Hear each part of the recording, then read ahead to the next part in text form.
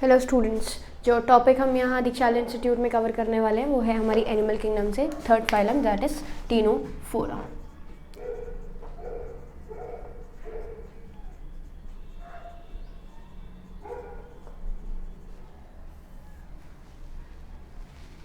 Third phylum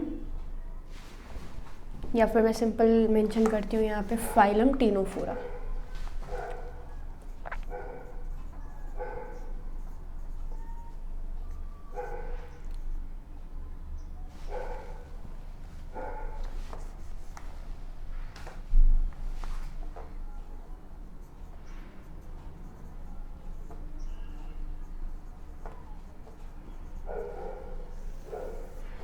बहुत ही छोटी सी phylum है। पहले इसको हम आपका सीलेंट्रेट्स में ही डिस्कस कर लेते थे, सीलेंट्रेट्स में ही पढ़ लेते थे, लेकिन अब जो है ये एक अलग से फाइलम हमने बना दी है और इसको अब हम सेपरेट ही स्टडी करते हैं।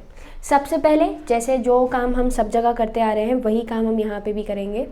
टीनोफोरा को या फिर फाइलम टीनोफोरा की अगर मैं बात करूँ तो ये कॉमनली क्या कहलाते हैं? फर्स्ट, कॉमनली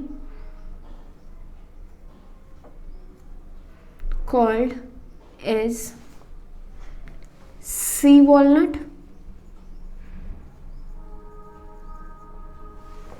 या फिर कोम जेलीज भी कहते हैं। सी वॉलनट या फिर कोम जेलीज। ओके, एनिमल किंगडम में फाइलम टीनोफोरा की बात करें तो फाइलम टीनोफोरा को हम कॉमनली सी वॉलनट्स के नाम से भी जानते हैं। सी वॉलनट कहा जाता है या तो आपका टीनोफोरा कहा जाता है या फिर हम इसको क्या कहते हैं? कोम जेलीज भी कहते हैं। हैबिटेट क्या है भाई? प्रेजेंट कहाँ होते हैं? तो जवाब दिया जाए तो they are exclusively marine in nature. जैसे अभी हम पॉरीफेरा और सीलेंट्रेटा को स्टडी करके चुके हैं। पॉरीफेरा के बारे में मैंने बहुत डिटेल में आप लोगों को बताया, सीलेंट्रेट्स के बारे में मैंने आप लोगों को बहुत डिटेल में बताया। वो मेंबर्स मोस्टली मरीन्स थे, मतलब मरीन तो थे लेकिन ज़्यादातर, मतलब मेरा कहने का ये है कि वहाँ पर फ्रेश वाटर नेचर या फिर फ्रेश वाटर में पाए जाने वाले ऑर्गेनिज्म, उनके जो मेंबर्स हैं वो मिलते थे। लेकिन जब आप टीनोफोरा की बात करेंगे तो टीनोफोरा हमारे एक अकेले, मतलब अकेले नहीं बोलूँगी, ऐसे मेंबर्स हैं जो कि एक्सक्लूसिवली कैसे हैं? Marine in nature, exclusively marine in nature. Marine in nature का क्या मतलब हुआ? मरीन इन नेचर का मतलब हुआ कि ये पूरी तरीके से कहाँ मिलते हैं? हमारे, सिंपल बात करें तो ओशन वाटर में ही मिलते हैं। कॉमन कैरेक्टर्स देखते हैं क्या है common characters. Third, they are radially symmetrical, radially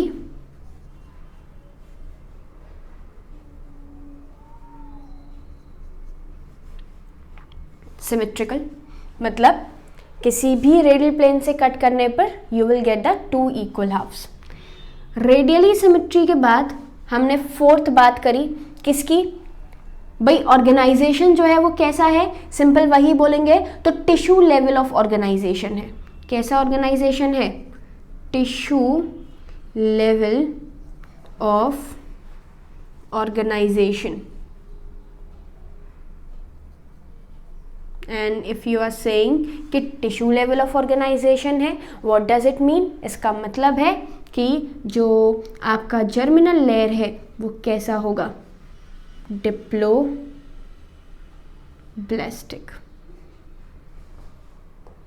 मतलब सबसे पहले मैंने बोला एक्सक्लूसिवली मरीन है, पूरी तरीके से सॉल्ट वाटर में मिलते हैं, रेडियली सिमेट्रिकल हैं, डिप्लोब्लास्टिक ऑर्गेनिज्म है जिनके अंदर टिश्यू लेवल ऑफ ऑर्गेनाइजेशन हमें मिलता है। जो बॉडी है bears 8 external rows of ciliated complex. मैंने क्या बोला?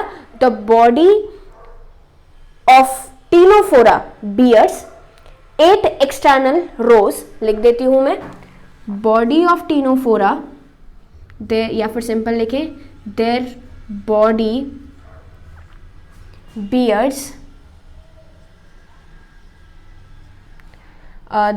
8 external rows of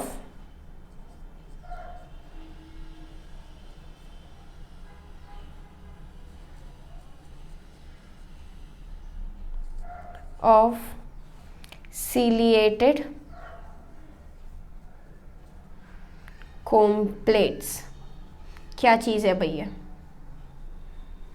पूरी की पूरी बॉडी पे 8 एक्सटर्नल रोज होती हैं सिलिएटेड कोम्ब प्लेट्स की।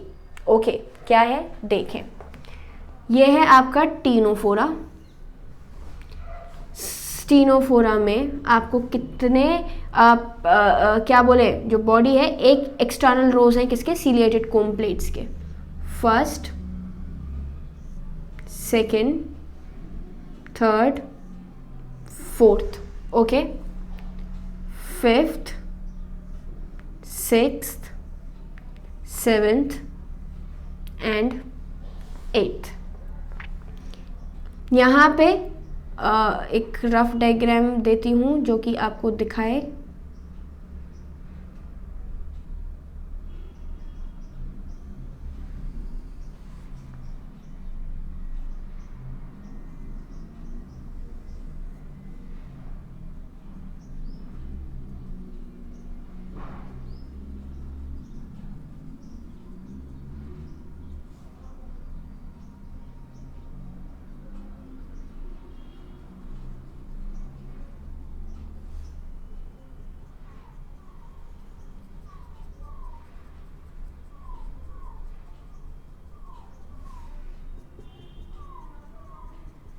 दो स्टिंगिंग सेल्स हैं जो कि लेसो सेल से मिलके बने होते हैं।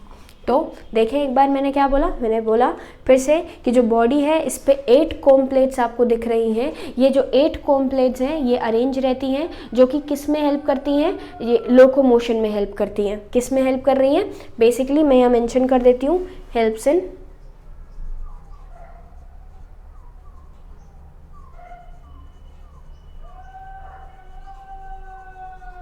लोकोमोशन, मूवमेंट में हेल्प करती है। ओके, यहाँ पे टीनोफोरा का एक बहुत ही इम्पॉर्टेंट, या फिर मैं सिंपल कह सकती हूँ कि एक खासियत है। उस खासियत को समझने से पहले हम एक कॉमन चीज़ और देख लेते हैं। 7th point, that is what? That is your digestion, जो कि कैसा है? डाइजेशन दोनों है, इंट्रासेल्युलर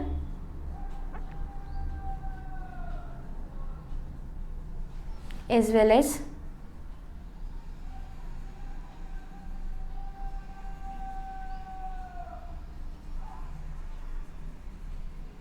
एक्स्ट्रा सेलुलर। डाइजेशन जो है वो कैसा है हमारा?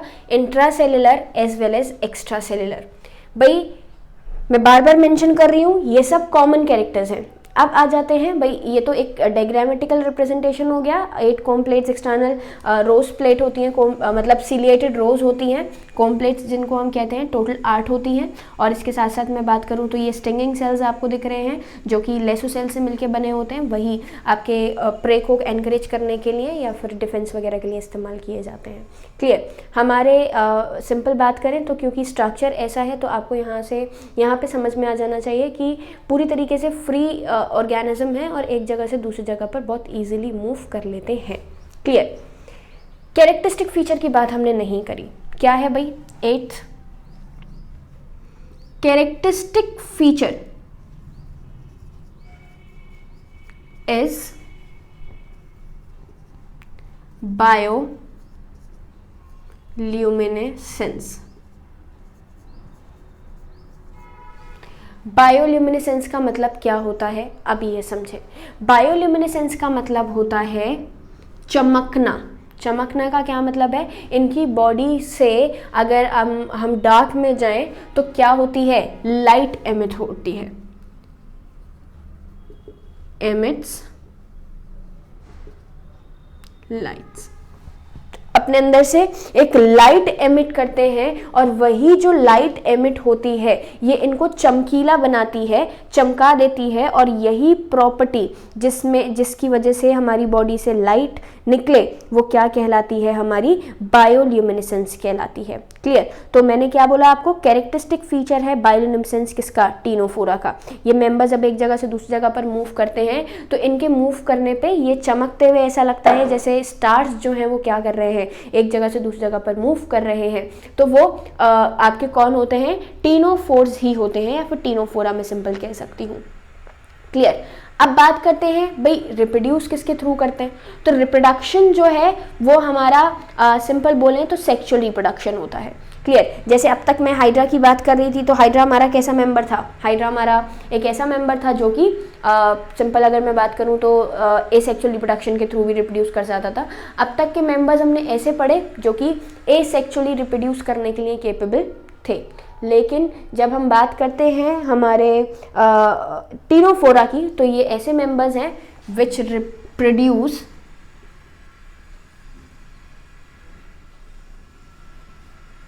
सेक्सुअली।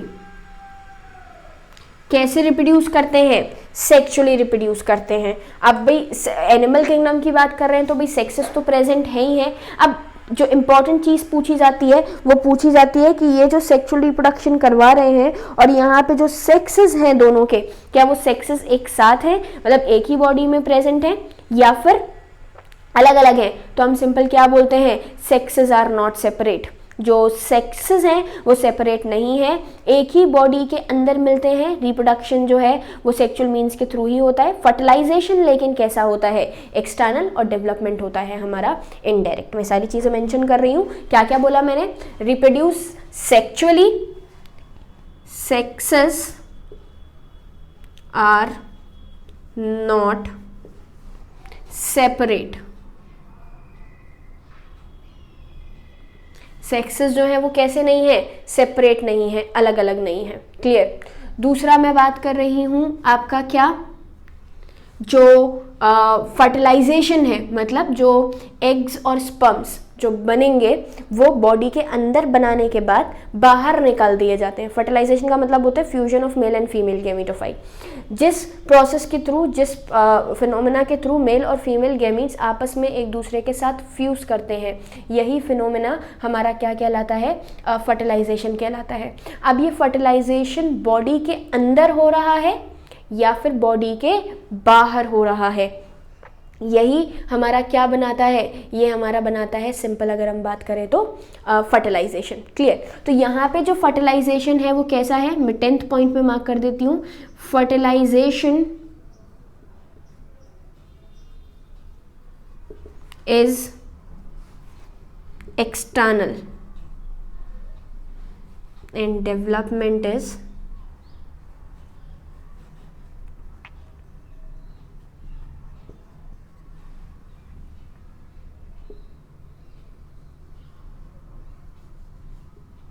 इनडायरेक्ट।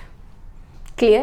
तो हमने यहाँ पे क्या देखा, हमने यहाँ पे देखा कि थोड़ा सा एडवांसमेंट टीनो मतलब बेसिकली बोले निडेरिया से टीनोफोरा ने शो किया। पहली चीज़ तो एक्सक्लूसिवली मरीन, मतलब वो तो खैर देख लेते हैं क्योंकि हैबिटेट है, लेकिन दूसरा मैं बात करूं तो डिप्लोब्लास्टिक ऑर्गेनिज्म है, फ्री लिविंग है, एक जगह से दूसरी जगह पर मूव करते हैं, टोटली सेक्सुअल रिप्रोडक्शन शो करते हैं, एसेक्सुअलिटी का कोई केस यहाँ पर नहीं है, मूवेबल है, कैरेक्टरिस्टिक फीचर है हमारा bioluminescence. The property of emitting light from the living organism is called bioluminescence. Luminescence का मतलब होता है चमकना, बायो मतलब लिविंग, तो लिविंग बीइंग का चमकना हमारा क्या बना रहा है, बायोल्यूमिनेसेंस बना रहा है। ओके, सेक्सुअली रिप्रोड्यूस करते हैं, पहली चीज। दूसरा, यहाँ जो सेक्सेस हैं वो दोनों कैसे होते हैं, सेपरेट नहीं होते, दोनों एक ही जगह पे प्रेजेंट होते हैं।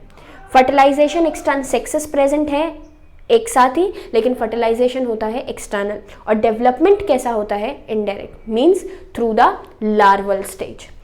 इंपॉर्टेंट पार्ट बहुत ज़्यादा हमें नहीं पढ़ना। सबसे पहला प्लूरोब्रैंकिया,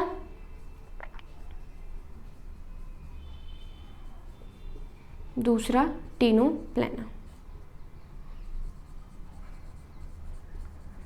एग्जाम्पल मैंने आप लोगों को क्या बताए, एग्जाम्पल मैंने आप लोगों को 2 बताए हैं। कौन कौन से 2 इंपॉर्टेंट हैं, दोनों ही 2 ही एग्जाम्पल कॉमनली हमें यहाँ पे पढ़ने हैं। सबसे पहला है हमारा प्लूरोब्रैकिया और दूसरा है हमारा टीनोप्लेना। तो सबसे इंपॉर्टेंट आपने सारे कैरेक्टर्स पढ़ लिए। कॉम्प्लेट्स हैं ये आपके लेसोसेल्स से, स्टिंगिंग सेल्स किससे बने हैं, लेसोसेल्स, वही एनकरेजमेंट, डिफेंस, इन सब चीज़ों के लिए रिस्पॉन्सिबल है। तो ये पूरा आपका क्या हो गया, टीनोफोरा। इसके बाद नेक्स्ट फाइलम जो है वो हमारी क्या है, प्लेटिहेल्मिन्थीस। ये बहुत बड़ी फाइलम नहीं है, बहुत छोटी सी फाइलम है, पर जो क्वेश्चन है वो इसी से पूछे जाते हैं। जितना हम पार्ट कवर कर लें अकॉर्डिंग टू द एनसीईआरटी वो सफिशिएंट है।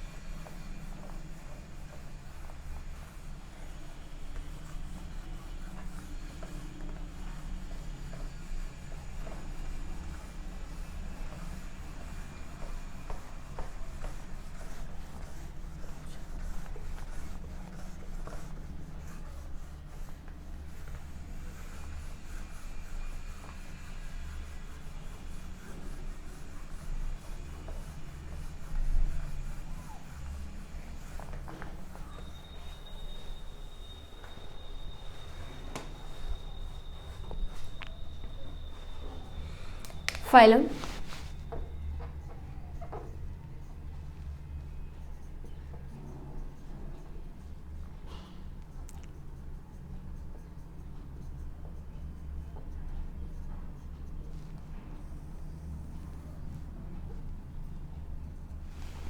प्लेटिहेल्मिन्थीस बहुत इम्पॉर्टेंट और डेवलपमेंट के टुवर्ड्स जाने वाली फाइलम, दैट इज़ फाइलम प्लेटिहेल्मिन्थीस। अब सबसे पहले एक कैरेक्टर बताऊंगी, फिर इसका कॉमन नेम बताऊंगी। क्या बोला, डॉर्सो वेंट्रली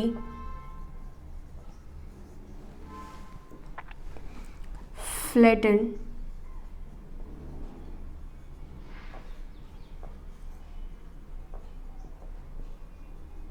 ऑर्गेनिजम्स। कैसे ऑर्गेनिजम्स हैं, डॉर्सो वेंट्रली फ्लैटेंड। इसका क्या मतलब है देखेंगे। मैं बात करूं, मेरा जो फ्रंट साइड है this is the ventral side, और अगर मैं बैक की बात करूं तो this is my that's my dorsal side. मैं हाथ पे भी अगर देखूं तो this is my ventral and this is my dorsal. Okay, जो फेस अर्थ के टुवर्ड्स है वेंट्रल, जो स्काई के टुवर्ड्स है वो डॉर्सल। यहाँ पे मैंने इन्हीं दोनों टर्म्स को आपस में जोड़ दिया और क्या बोला, they are dorsoventrally flattened organism. Dorsal और वेंट्रल साइड दोनों फ्लैट हैं, चपटे हैं। चपटे होने की वजह से इन ऑर्गेनिजम्स को हम क्या बोलते हैं, डॉर्सो वेंट्रली फ्लैटेंड ऑर्गेनिज्म कहा जाता है। और इसकी वजह से इन्हें एक स्पेशलाइज नाम दिया गया जो कि इनको क्या कहता है, इनको कहता है फ्लैट वर्म्स। अब हमारी 3 category 1 by 1 back to back किसकी है, वर्म्स की है। तीनों तरीके के वर्म्स अलग अलग हैं। सबसे पहले प्लेटिहेल्मिन्थीस, प्लेटी टर्म ही दिया गया है फ्लैट की वजह से। ओके, फ्लैट वर्म्स पहली कैटेगरी प्लेटिहेल्मिन्थीस। दूसरी एस्किहेल्मिन्थीस या फिर नेमेटिहेल्मिन्थीस जिसको हम कहते हैं वो है हमारे राउंड वर्म्स, उंगली जैसे गोल। थर्ड अगर मैं बात करूं तो थर्ड है हमारे एनेलिडा जो कि अगेन वर्म्स हैं लेकिन कैसे, रिंग ऐसा लगता है जैसे एक दूसरे के ऊपर छोटी छोटी रिंग्स रखी हुई हैं, जस्ट लाइक दिस, एक के ऊपर एक रिंग। तो ये जो रिंग्स है, ये रिंग्स इनको कैसा बना देती हैं, ये रिंग इनको इनको रिंग वर्म्स कहते हैं। ओके, तो तो इन्हीं तीन मेंबर्स फाइलम के हमारे 3 तरीके के वर्म्स की कैटेगरी बनाते हैं, फ्लैट वर्म्स, आपके round worms and third is your ring worms. Okay, सबसे पहले हम किसके बारे में डिस्कस कर रहे हैं? सबसे पहले हम डिस्कस कर रहे हैं यहाँ पे प्लेटीहेल्मिन्थीस के बारे में। ओके, प्लेटीहेल्मिन्थीस को हम कॉमनली क्या कहते हैं? प्लेटीहेल्मिन्थीस को we commonly called as a flat worms. Now आगे बढ़े, फ्लैट वर्म्स की बात की जाए तो अब हम कॉमन चीज़ों पे आ जाते हैं। कॉमन चीज़ें क्या हैं? क्योंकि भाई कैरेक्टर्स आगे बढ़ रहा है तो कैरेक्टर आगे बढ़ने पे कुछ चेंजेस आए हैं या फिर नहीं आए हैं कॉमन चीज़ों में, तो देखें आए हैं या नहीं आए हैं। सबसे पहला टिश्यू लेवल हम अब तक पढ़ रहे थे, कहाँ तक? टीनोप्लाना, वही टीनोफोरा का member. Cellular level of organisation सबसे पहला, दूसरा tissue level of organisation, third हमारा आ गया ऑर्गन लेवल ऑफ ऑर्गेनाइजेशन।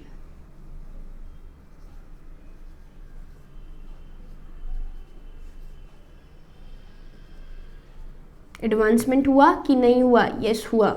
अब तक हम क्या थे? अब तक हम टिश्यू तक पहुंचे थे, हमने एक स्टेप आगे लिया, और वो जो स्टेप आगे लिया वो क्या है हमारा? Organ level of organisation. Clear? Organ का प्रेजेंस यहाँ पे देखने को मिल गया, सिस्टम नहीं है पर हाँ कुछ ऑर्गन्स हमें देखने को मिल गए। थर्ड हम क्या बोलते थे? सेकंड जो पार्ट हमारा होता था वो होती थी सिमेट्री। सिमेट्री कैसी है? सिमेट्री की बात करें तो अब तक हम पढ़ रहे थे रेडियल सिमेट्री, सबसे पहले हमने पढ़ी एसिमेट्री, फिर हमने पढ़ी रेडियल सिमेट्री, अब हम पढ़ रहे हैं बायलेटरल।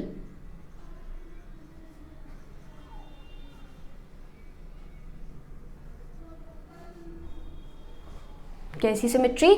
बायलेटरल सिमेट्री मीन्स क्योंकि वॉर्म्स की कैटेगरी है भाई, सिंपल वॉर्म होता है, अगर आप उसको 2 पार्ट्स में डिवाइड करें बीच में से तो it will splits into the 2 equal halves. इस वजह से ये कैसी सिमेट्री बना रहे हैं? ये बना रहे हैं आपकी बायलेटरल सिमेट्री। बायलेटरल सिमेट्री से जब हम आगे बढ़ेंगे तो तीसरा part, because organ level of organization आ चुका है, हम एडवांस हो चुके हैं, सिमेट्री बायलेटरल हो चुकी है, तो अब ऑर्गेनिजम्स जो हैं वो डिप्लोब्लास्टिक हैं या फिर ट्रिप्लोब्लास्टिक हैं। तो इसका जवाब हम क्या देते हैं? इसका जवाब हम देते हैं कि these are triploblastic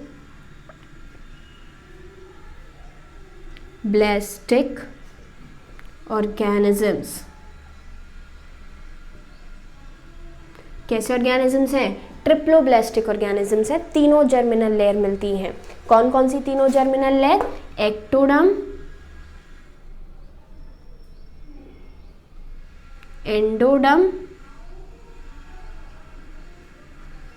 and in दोनों के बीच में प्रेजेंट मेसोडर्म। एक्टोडर्म, एंडोडर्म और मेसोडर्म। क्लियर? ट्रिप्लोब्लास्टिक ऑर्गेनिज्म का मतलब वही है जिसमें तीनों जर्मिनल लेयर प्रेजेंट हो।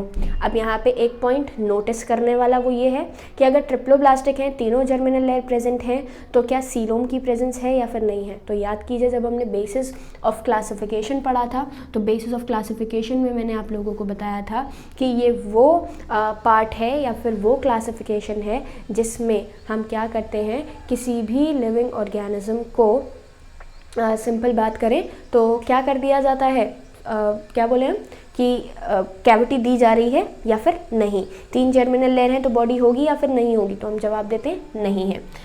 ट्रिप्लोब्लास्टिक हैं बट एसीलोमेट्स हैं। एसीलोमेट का मतलब एब्सेंस ऑफ सीलोम। मैंने आपको हैबिटेट से पहले, कहाँ रहते हैं उससे पहले मेंशन किया कि ये कैरेक्टर्स क्या है। ये कैरेक्टर्स पहले क्यों मेंशन किए? ये कैरेक्टर्स पहले मैंने इसलिए मेंशन किए ताकि आप सिंपल क्या कर सके, इसका जो डिफरेंस मेंटेन किया जा रहा है बाकी की 2 फाइलम से वो हम सेट कर सकें। अब क्वेश्चन आता है कि रहते किधर हैं। क्लियर? तो ये ज़्यादातर मेंबर्स की अगर मैं बात करूं तो मोस्टली एंडोपैरासाइट, जो कि या तो एनिमल्स की भी बात कर सकते हो आप, या फिर ह्यूमंस की भी बात कर सकते हो आप। मतलब ऐसे मेंबर्स हैं, ये मैं बाद में इसलिए मेंशन कर रही हूँ कि इससे रिलेटेड हमारे पास एक और पॉइंट है जस्ट आफ्टर दिस, तो वो भी इसी में कवर हो जाएगा। तो सिक्स्थ मैंने क्या बात करी, सिक्स मैंने बात करी they are mostly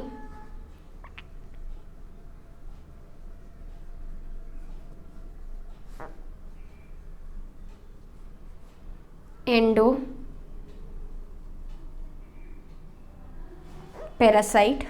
They are mostly endoparasite basically in the animals as well as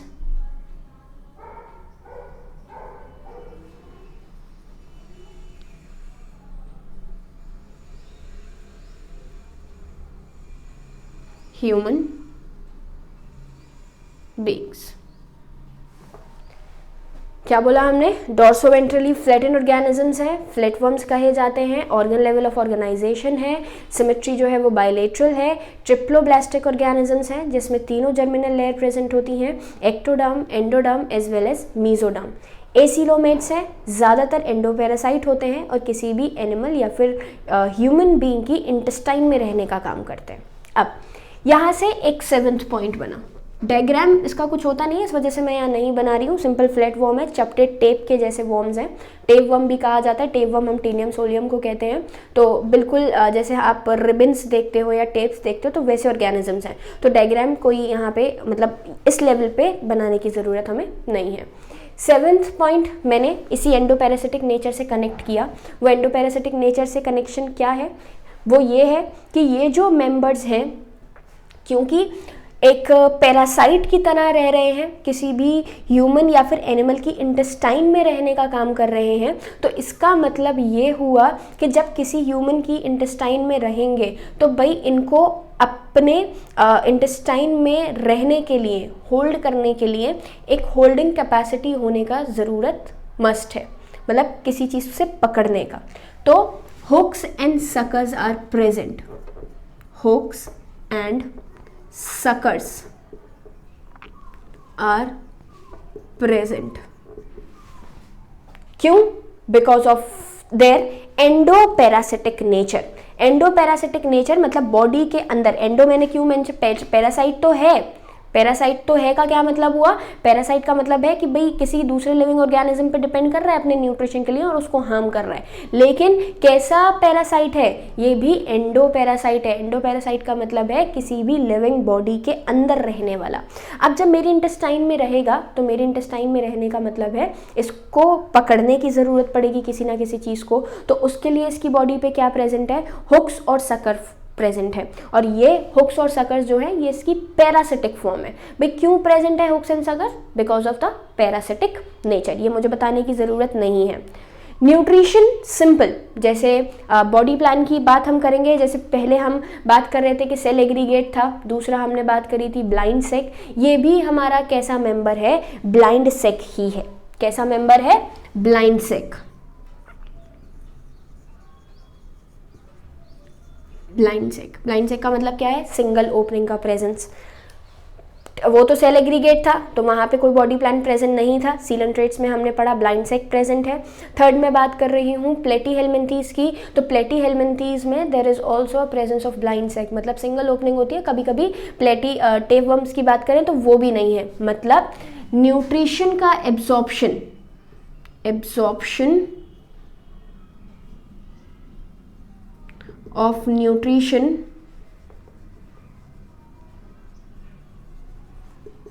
usually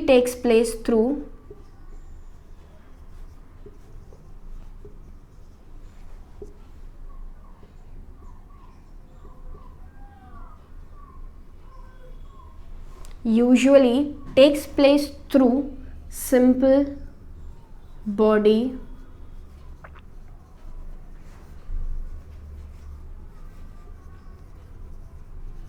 diffusion. Simple body diffusion के थ्रू हम फूड को एब्जॉर्ब करने का काम प्लेटीहेल्मिन्थीज में करते हैं। तो अगर आप ब्लाइंड सेक में बात करें तो भाई एक ही ओपनिंग होगी और किसी किसी में वो भी नहीं है, तो सिंपल न्यूट्रिशन को हम एब्जॉर्ब करते हैं सिंपल बॉडी सरफेस के थ्रू। यहाँ पे अब कुछ कैरेक्टर्स जो हैं वो बढ़ते जाएंगे, इंक्रीज करते जाएंगे। अब जैसे भाई क्योंकि ऑर्गन लेवल ऑफ ऑर्गेनाइजेशन आ गया, तो ऑर्गन लेवल ऑफ ऑर्गेनाइजेशन का मतलब है अब यहाँ पे ऑस्मोरेगुलेशन, एक्सक्रीशन वगैरह भी आप करवाना जो है वो परफॉर्म करवाना जो है वो स्टार्ट कर दीजिए। तो एक स्पेशलाइज्ड टाइप्स ऑफ सेल्स यहाँ पे प्रेजेंट होते हैं जो कि एक्सक्रीशन करवाने का काम करते हैं। मैंने क्या बोला, specialised kind of cells are present there for the excretion. अब हम जितने भी फाइलम्स पढ़ेंगे उन सब फाइलम्स में हम एक्सक्रीटरी सेल का जिक्र पढ़ेंगे। तो मैं बहुत बड़ा सेंटेंस नहीं लिख रही, मैं सिंपल क्या मेंशन कर रही हूँ, मैं सिंपल मेंशन कर रही हूँ आपका एक्सक्रीटरी सेल। किसकी बात करी, एक्सक्रीटरी सेल की बात करी। तो ये जो हमारा एक्सक्रीटरी सेल है, ये एक्सक्रीटरी सेल क्या कहलाते हैं, फ्लेम सेल्स कहलाते हैं। क्या कहलाते हैं, फ्लेम सेल्स। फ्लेम सेल्स दो काम कर रहे हैं भाई, जब एक्सक्रीशन करेगा तो एक सिस्टम मेंटेन करेगा ऑटोमेटिकली। फ्लेम सेल्स क्या करते हैं, एक्सक्रीशन। पहली चीज एक्सक्रीटरी सेल है तो भाई एक्सक्रीशन ही करेगा।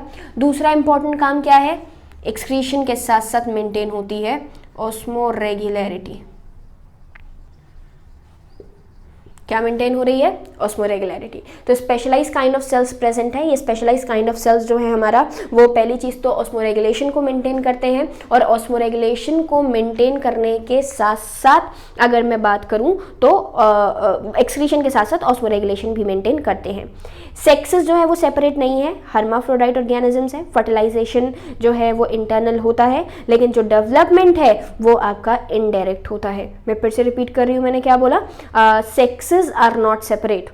हम बहुत सारे, जैसे हमने आपके टीरोफोरा में ही देखा कि सेक्सेस सेपरेट नहीं थे, लेकिन उसके बावजूद भी फर्टिलाइजेशन कैसा था, एक्सटर्नल। यहाँ पर नहीं है ऐसा। 11th, sexes are not separate.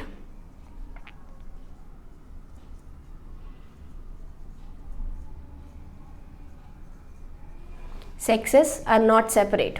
दूसरा क्या बात किया हमने, दूसरा बोला फर्टिलाइजेशन। सेक्सेस सेपरेट नहीं है और फर्टिलाइजेशन जो होता है वो इंटरनल होता है। But development is through, but development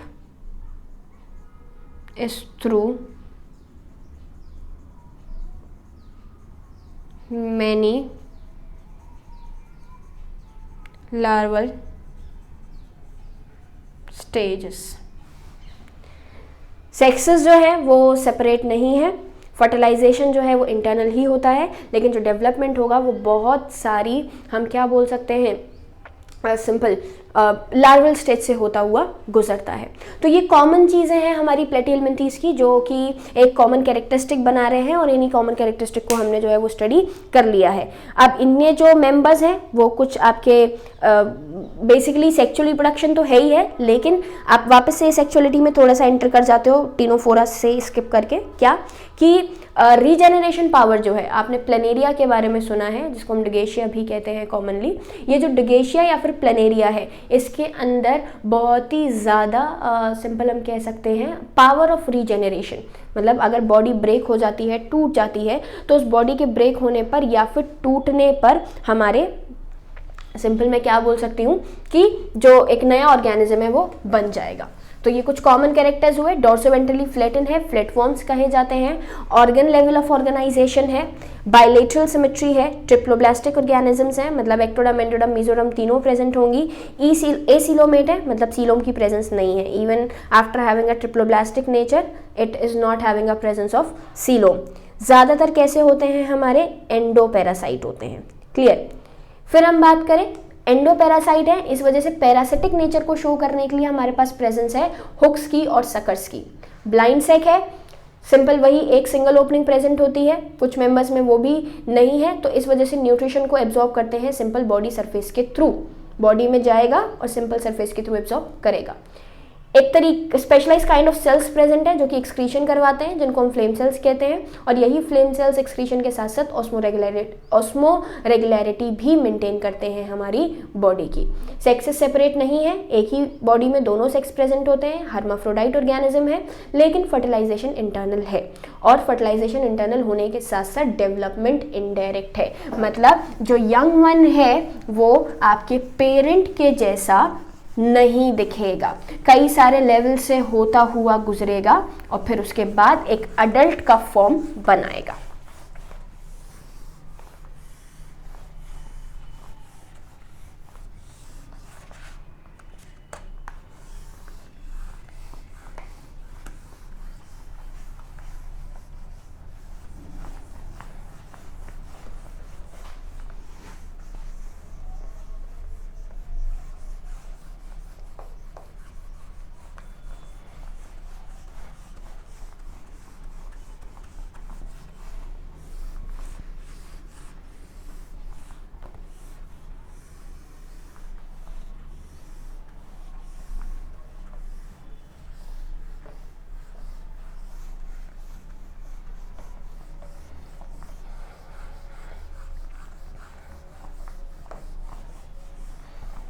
अब हम क्या डिस्कस करने वाले हैं? यस, एग्जाम्पल्स डिस्कस करने वाले हैं।